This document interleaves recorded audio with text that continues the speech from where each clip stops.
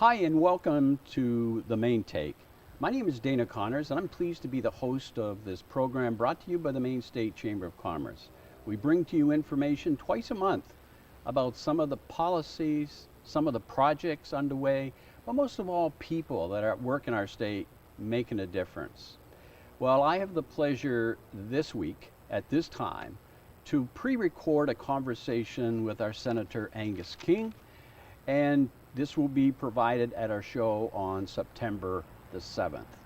Senator, it's a pleasure to have you with me today. Great. And you're headed back a week from Monday, Tuesday? Yep. Yep. And while when I look at the issues that are on the plate for you as you go back, some of those I want to talk about, but every single one of them seem to be major issues. But let's start with COVID. I was surprised. I know you were vaccinated, and it's not uncommon for people to be exposed and to get it, but normally the symptoms and reaction is not that bad. And so when I first read about you having the latest variant, Delta variant, it seemed that your reaction was one of, well, it's not as bad as it could be. Thank goodness I had the vaccination. And then when I read it just the other day, it had the expression of life-threatening. So talk about that. I mean, that's something I think probably is in the minds of a lot of people. Well, I think a lot of people react. Everybody reacts differently because of their own immune system and how their body works. So Yeah. some people, the cases are much more serious than others. Mine started with what I just thought was a mild head cold, and but it persisted for 2 or 3 days. And then I said, well, maybe I ought to go in and have a test. I went in, lo and behold, it was positive. And about that same time, the symptoms got worse and worse. Oh, they did. And it became what I said to somebody the other day is it was the worst head cold you ever had times 2. Stopped up sinuses, sore throat, coughing to the point where your ribs hurt, fever off and on, chills off and on, really difficult sleeping. So it was pretty serious. And then, I isolated for 10 days. The symptoms diminished over time, and now I'm fine. I'm convinced that the vaccine may have saved me because I have a history of respiratory sinus and respiratory issues anyway, and plus 3 rounds with cancer over the years. I might well have been one of those people you see in the hospital with a ventilator. Because it was the symptoms after having been vaccinated were pretty serious, and without the vaccination, I think I'd have been in real trouble. And some people said, "Well, you were vaccinated and you got it anyway. Why get vaccinated?" Well, because it would have been 10 times worse. 99% of the people in the hospital today in Maine and across the country are unvaccinated, and over 90% of the people who get what's called a breakthrough case, which is what I had after vaccination, aren't in the hospital. So that tells you that the vaccination made a real difference. And I can't say for sure, you can't prove what wouldn't have happened, but I'll tell you, I was pretty sick, and I hate to think of where I'd been if I hadn't had the vaccination. Yeah, well, we're grateful. I mean, there is a lot of debate, discussion around this whole issue, but when you look at the science and you look at the facts, it's hard to dispute the value that it... Well, the thing that I find is a little puzzling is we've all been vaccinated. When we were kids, you had to be vaccinated for, I think it's measles, mumps, and rubella Yeah, to go to school. exactly. And then you and I remember polio. Polio was the scourge of the earth in the 50s. Kids, I mean, I had a kid in my 3rd grade class I remember was all in a wheelchair, with polio, and everybody was terrified. Vaccine ended it, eliminated polio, almost from the whole world, but certainly from this country. So to suddenly say, we can't be vaccinated, this is nothing new. And probably 1 billion people have now been vaccinated with little or no side effects. So to me, it's hard. Here's a great story.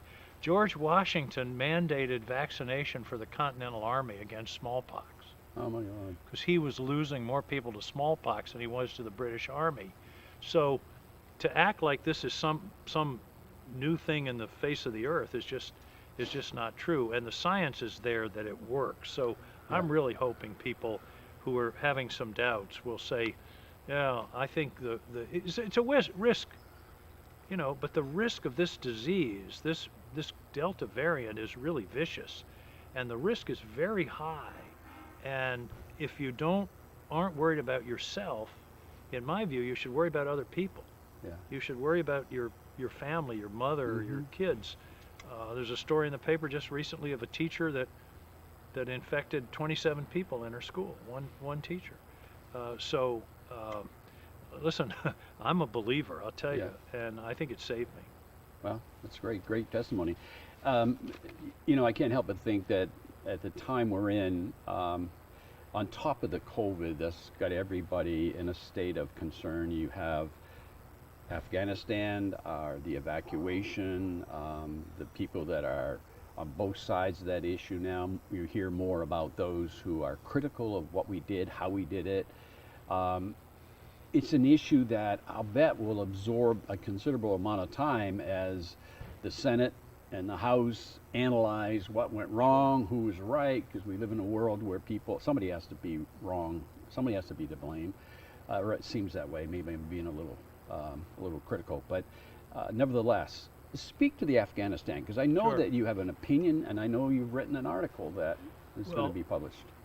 First, I should say, just by the luck of the draw in terms of committee assignments, I'm on Armed Yep. Services and Intelligence, have been for almost 9 years. So I'll be in the thick of asking questions. Why did we not know Kabul was going to fall so quickly? Why did we leave Bagram?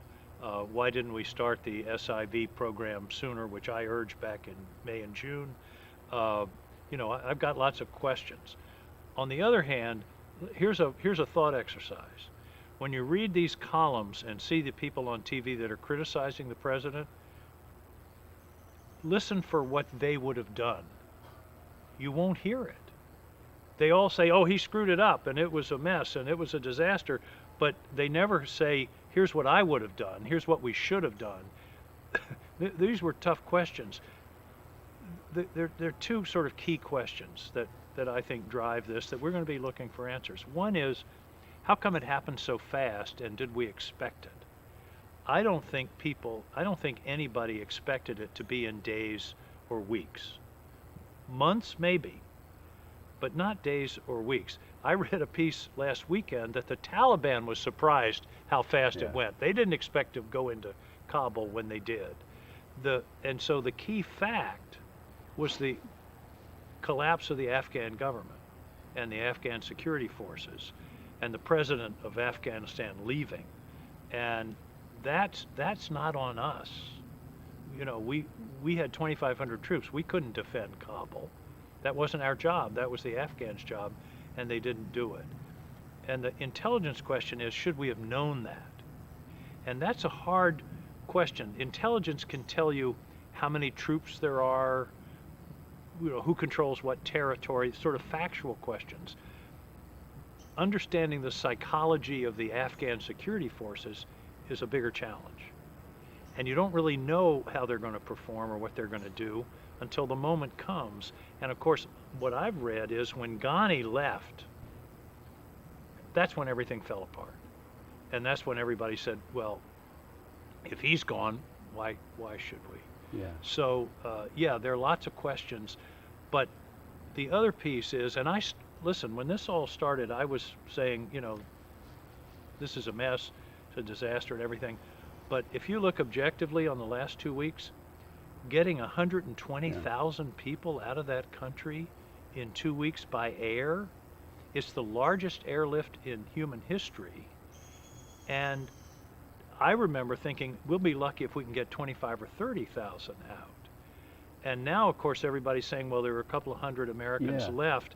I've been briefed. They sent 45 emails, they called them, they went to their door, and there were people who didn't know whether they wanted to leave or not. They had dual citizenship or whatever.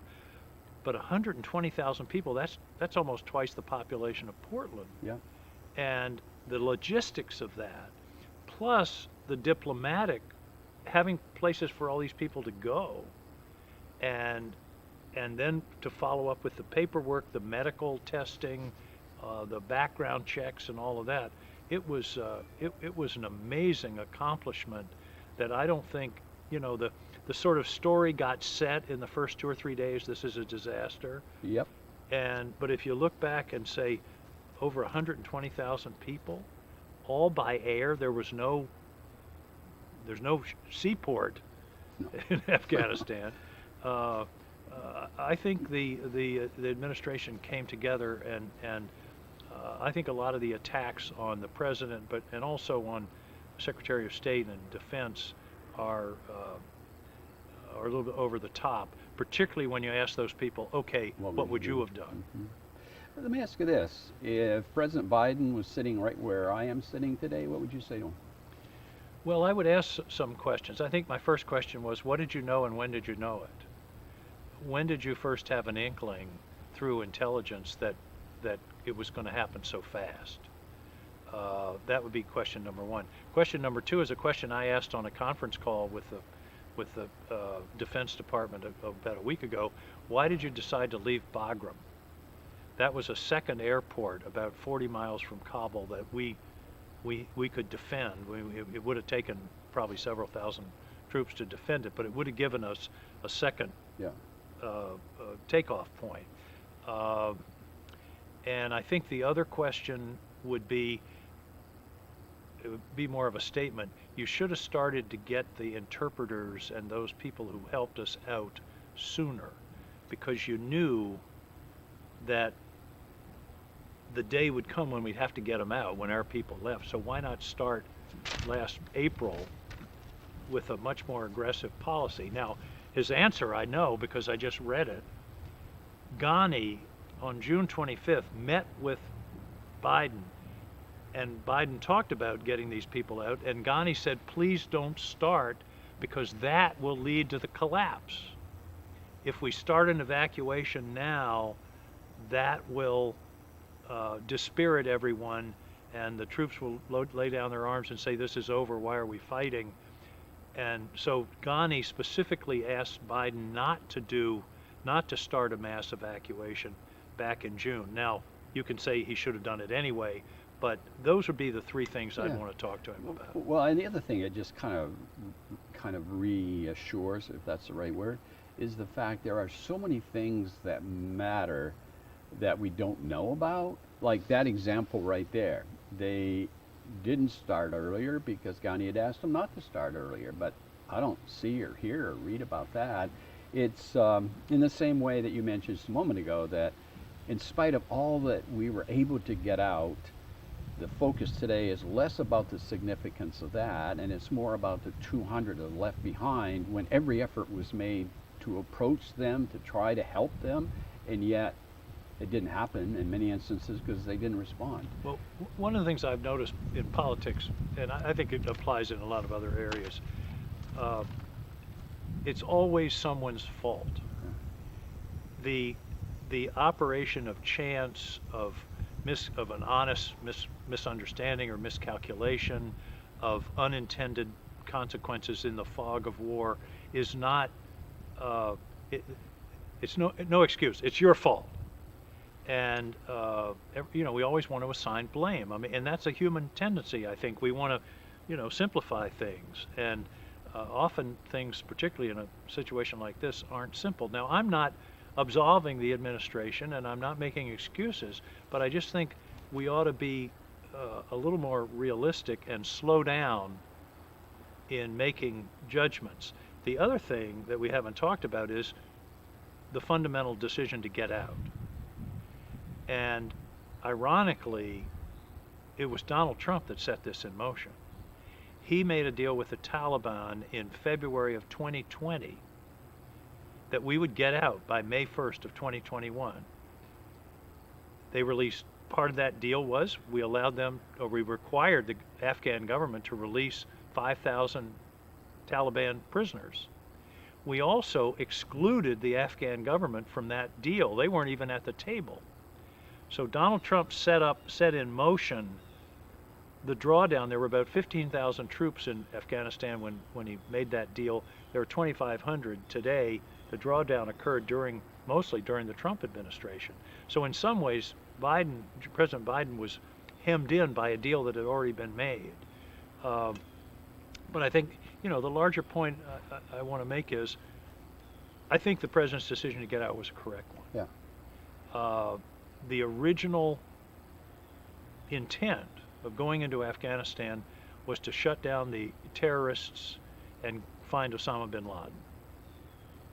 Those two things happened, but we stayed another 10 years, and it was unclear what our mission was. Were we trying to create a new country? Were we trying to create something that wouldn't be a safe haven for terrorists? The problem with the safe haven for terrorists argument, and I remember thinking this in my committee hearings, is that could apply in 20 countries around the world. Are we going to send troops everywhere and try to, control all of these countries that are very difficult places to operate? So I think the fundamental decision to sort of reformulate the policy, keep an eye on the terrorists, try to maintain the counterterrorism mission, because we can't forget that that's a risk. But Biden's only choice was leave or re-escalate. And we had no American deaths until that tragic bombing, because the Taliban agreed. Part of the deal was, Trump said, we'll get out, don't kill our guys. That was the deal. And the Taliban didn't do it. They didn't fire on American troops. If Biden had said, we're staying in, we're going to protect the Afghan government, we're going to, protect women and girls and all the values that we do, we would have had more troops and we would have had more casualties. Yeah. Because at that point, it would have been war with the Taliban. Well, that's extremely helpful. I'm going to move on to one other issue, and I know that we're running more than time, but this is That's because you're talking to a U.S. Senator who can't shut up. No, it's not. It's very informative. I love it. Let's talk a bit about this $3.5 trillion budget, social service emphasis, whatever it is. I mean, you got community colleges, free, you've got child care, you've got a lot of services. Where does that stand when you go back? It stands in flux. Yeah. There's still a lot of work to be done about what are the details. Where would the money go? And by the way, 3.5 trillion is the number everybody hears. It's over 10 years. It's not a one-year bill. It's a 10-year bill. And yes, it's a hell of a lot of money, but I think it's important just to make that point. That's that we're an talking, important point. We're talking I'm glad about you did. a 10-year Yeah. expenditure rather than Yeah. one. But in answer to your question, where does it stand? The details of what's going to be in it are still being worked out, and the details of how it's going to be paid for is still being worked out. Look, I'm happy that at least we're talking about paying for things. When we passed the $1 trillion plus tax cut in 2017, there was no pay for it all. There was no discussion of how to pay for it. It was all borrowed. So at least now we're talking about it. Now there's a lot of dispute about which revenues and which taxes and how to do those things, and that's going to be where a lot of the discussion comes. The other piece is that, of course, we did the infrastructure bill, and I think we ought to pass it. I think the House ought to pass it, send it to the President, get it signed. It's a historic piece of legislation, 69 votes in the Senate, Exactly. bipartisan. Yeah. And let's do it. And it would make a huge difference in the country, just in broadband, let alone highways and bridges and all the other things. It's a really good bill. I'd like to get that done. Yeah. I don't like holding that hostage for the other bill. So Dana, if you look back to the 50s, you've got Interstate Highway System and GI Bill. And I put supporting community colleges and universal pre-K in that GI Bill category that will help to build the middle class, will give people new sets of skills for the 21st century. The other piece about childcare is, if you think about it, if you've got a 7-year-old and a 9-year-old at home and you're a single mom or a single dad, if you don't have childcare, you can't go to work. Yeah. And we all know we need workers. Yeah, for sure. So that's, part of making our economy work. And, we've got to figure out where the limits are and what the supports will be and how much and at what income brackets they start to fall off and that kind of thing. So there's a lot of work to be done. That's a long answer to your question, but it's a No, complicated issue. Well, it is, but I do think, and I have to say this, is that the COVID-19 has brought to our attention this very point in terms of childcare. It's also made us look through the lens of there are those social programs out there that we think of as only social programs, when in fact they reinforce what you just said, the workforce possibilities. Childcare, housing, transportation, the things that are fundamental in today's economy if we're going to have the workforce we need in terms of supply. It may not answer the skill, but it sure answers the supply question, every part of that. And I think that's kind of opened our eyes to the value of some of those programs, initiatives, if you will, that we didn't see in the same way in the years past. Well, I think that's right, and you know, everybody's uncomfortable with welfare, Yep. the term welfare, and paying people not to work and that kind of thing. On the other hand, as we say, something like childcare and then reskilling people, those are important to enable the economy to function. Yeah, for sure. And if you'll recall, before COVID, we were already having a labor shortage. Yes. Everybody was hiring. Yes. And then we had COVID, everything went to hell for a year and a half, 2 years. We're hoping we're coming out of that, and we're going to be back into a labor shortage. We've got to figure out how to give people the skills that they need for the 21st century. And, you know, perfect example, something I've been working on for 2 years is cyber. We desperately, there's something like, Yes. I don't know how many million empty cyber security jobs in this country right now. And we've got to train them. Yeah. And we're doing a good job in Maine, the University of Maine, Augusta, and several of the community colleges, but that's an example of how we have to invest in order to produce the workers that we need. It's no longer enough to just have a strong back. Yeah. There's one other issue that Hurricane Ida, and thinking of it in terms of its comparison to Katrina. We all know that in the United States, we're going to have that period at about this time of year in which hurricanes become part and parcel of what occurs. But I think this year we're also seeing, if we open our eyes, to the impact of climate change and what, you know, when you look at the drought, when you look at the water levels, when you look at severity of certain things, there's no question. I don't know how anybody denies today the impact that climate and choices and policy around that make on our lives today, but also the future. I mean, on the track we're on, I think of my grandkids and wonder what's it going to be like for them. And I know this is an issue that's important, and I know there are issues before Congress, like the dividend issue on carbons and things of that nature. Do you see activity in this session I coming up? do. We've got a small group in the Senate called the Climate Solutions Caucus, and it's the first bipartisan climate caucus. It's led by Chris Coons, a Democrat of Yep. Delaware, and Mike Braun, who's a pretty staunch Republican from Indiana. And we've actually had some successes on some not huge issues, but moving forward on some important issues. So there's a growing realization that this is for real, Yeah. and it's not just, you know, emotional. It's dollars and cents. From the military point of view, we're going to have to spend billions, if not trillions of dollars shoring up, like Norfolk, Virginia, with rising sea level, where the Navy has so many assets. Here's the thing that keeps me up at night, Dana: migration. Mm-hmm. There were like 5 or 6 million Syrian refugees. Remember? Yep. 4 or 5 years ago. Yep. And it turned the politics of Europe upside down. 5 or 6 million. The estimate for climate refugees in the next 20 to 30 years is 100 to 200 million. Oh my People God. that have to leave. You can't live when it's 129 degrees. You can't live in a place with no water. And throughout history, conflict has often started when people are on the move trying to gain access to things like water and land.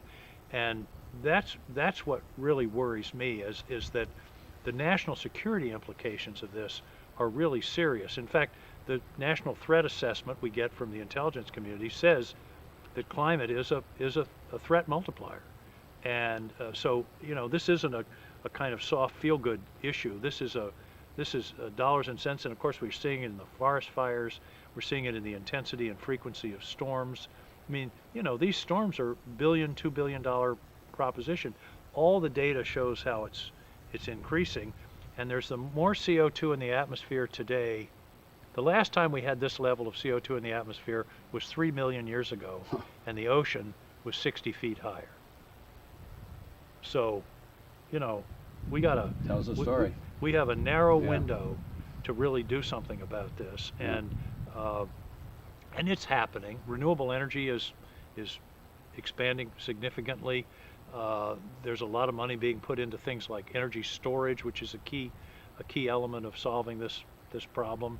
Electrification of transportation is a key part of it, if the electricity is made from renewables.